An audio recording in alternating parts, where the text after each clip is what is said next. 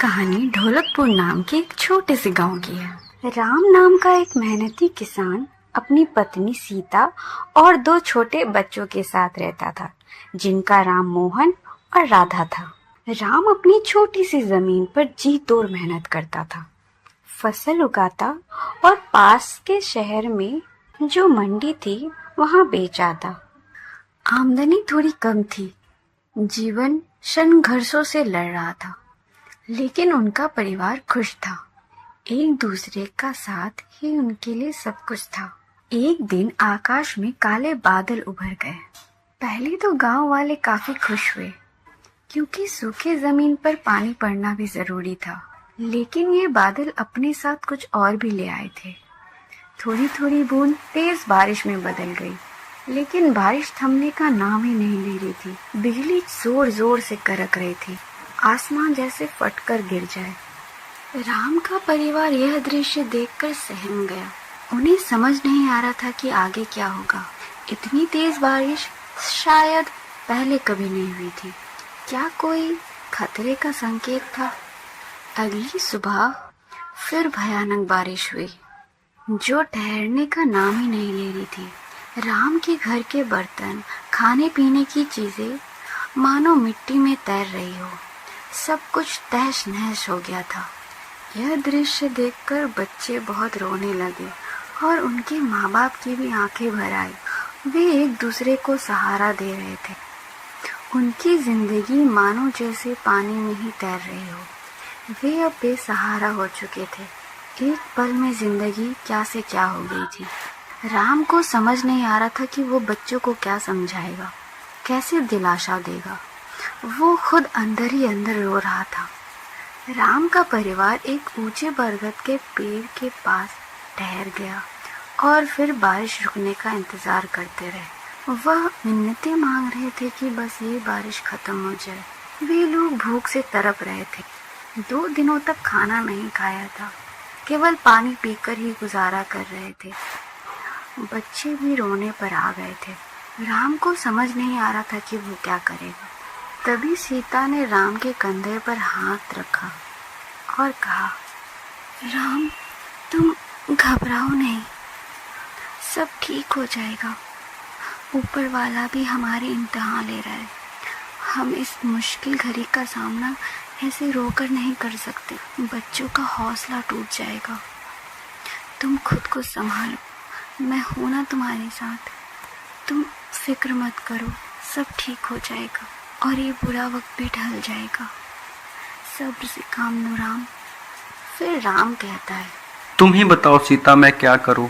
मैं तो भगवान के भरोसे कुछ भी करता था, जो करता था सोचता था महादेव हमारे साथ है, लेकिन भगवान ने भी हमें बेदखल कर दिया है। लगता ही नहीं है कि हम उनके ही बच्चे हैं। अपने काम को मैंने जिंदगी भर बहुत ही निष्ठा प्रतिष्ठा के साथ किया है, लेकिन अभी हमारा जिंदगी ऐसा हो गया है कि हम किसी को कुछ बता नहीं सकते हैं। अपने घर से बाहर दर बदर भटकते जा रहे हैं हम लोग। ना हमारे पास खाने का है, ना ही कुछ भी हमारे पास है। तुमने भी मेरे से शादी करके बहुत बड़ी गलती कर दी है। एक तो मैं तुम्हारा जीवन खराब कर ही रहा हूँ, साथ में तुम्हारे बच्चे का भी मैं जीवन खराब कर रहा हूँ। फिर सीता ने उसे समझाया, ये तुम क्या कह रहे हो राम? तुम एक अच्छे पिता और एक नेक पति भी हो। भले ही कम आमदनी हो घर की, पर हम सब कितने खुश रहते हैं। और पैसा ही सब कुछ नहीं होता है राम, ये तो तुम्हें अच्छे से पता है ना। ऊपर वाला हमारी परीक्षा ले रहा है। जब ये सब मुसीबतें ढल जाएगी तो एक अच्छी ज़िंदगी हम लोग फिर से जिएंगे, और भगवान ने हमारे लिए कुछ अच्छा ही सोचा होगा। तुम सब कुछ उन पर छोड़ दो। तुम ऐसे हार मान जाओगे तो फिर कैसे होगा? हौसला रखो राम, मैं हूँ तुम्हारे साथ और हम सब है। फिर बच्चे भी साथ कहने लगते हैं, हाँ बाबा, हम सब आपके साथ हैं। और मुझे तो भूख ही नहीं लगी है बाबा, आप क्यों परेशान हो रहे हो? आप फिक्र मत करो, सब ठीक हो जाएगा। ईश्वर हमारी रक्षा करेंगे। फिर राधा भी कहती है, हाँ पापा, आप बिल्कुल चिंता मत करो, सब ठीक हो जाएगा, है ना भैया? हाँ राधा, सब ठीक हो जाएगा। राम की आंखें भर आई, वो भी रो पड़ा और सीता भी। उनकी बातें सुनकर राम को थोड़ी हिम्मत आई, उसको मानो शरीर में जान आ गई हो। सीता सही कह रही थी, अकेले वो शायद कुछ ना कर पाए, लेकिन अगर सब मिलकर एकजुट हो जाए तो मुश्किल से मुश्किल कठिनाइयाँ भी पार हो जाती है। बारिश फिर भी नहीं रुक रही थी। कुछ दिन लगातार बारिश होने के बाद पूरा गांव मानो तैर रहा हो। सारी फसलें नष्ट हो गई थी, कई जीव जंतु पानी में ही मारे गए। पूरा गांव खाली हो चुका था, बस कुछ ही लोग बचे थे जिन्होंने हिम्मत नहीं हारी थी। गांव का बाहर शहर से संपर्क पूरी तरह टूट चुका था। राम, जो हर दूसरे दिन शहर जाकर कुछ सब्जियां बेचकर थोड़े मोरे पैसे कमाता था, अब वह भी साधन नहीं रहा। गांव में चारों ओर निराशा और हताश का माहौल रहा। पीने के पानी की कमी हो गई थी, लोग भूख से तड़प रहे थे। कुएं और नल के पानी भी बाढ़ के पानी से दूषित हो चुके थे। ऐसे समय में बीमारियों का सबको सताने लगा था। राम को अपने बच्चे के चेहरे पर वो दर्द और घबराहट देखकर बेहद ही दुख हो रहा था। वह उस बड़े विशाल बरगद के पेड़ पर ही अपना गुजारा कर रहे थे। एक शाम जब बारिश थोड़ी सी थम गई तो राम ने इधर उधर देखा। राम ने सीता की बातों के बारे सोचा कि उम्मीद से ही दुनिया कायम है। उसने हिम्मत नहीं हारी। फिर अचानक सूरज की वापसी एक नई उम्मीद जगी। गांव वालों की प्रार्थनाएं आखिर ऊपर वाले ने सुन ही ली थी, जैसे मानो काले बादल छट रहे हो और एक उम्मीद की किरण जल रही हो। गांव वालों ने अपनी आंखें बंद कर गहरी सांस ली, जैसे मानो बरसों बाद उन्होंने गहरी सांस ली हो।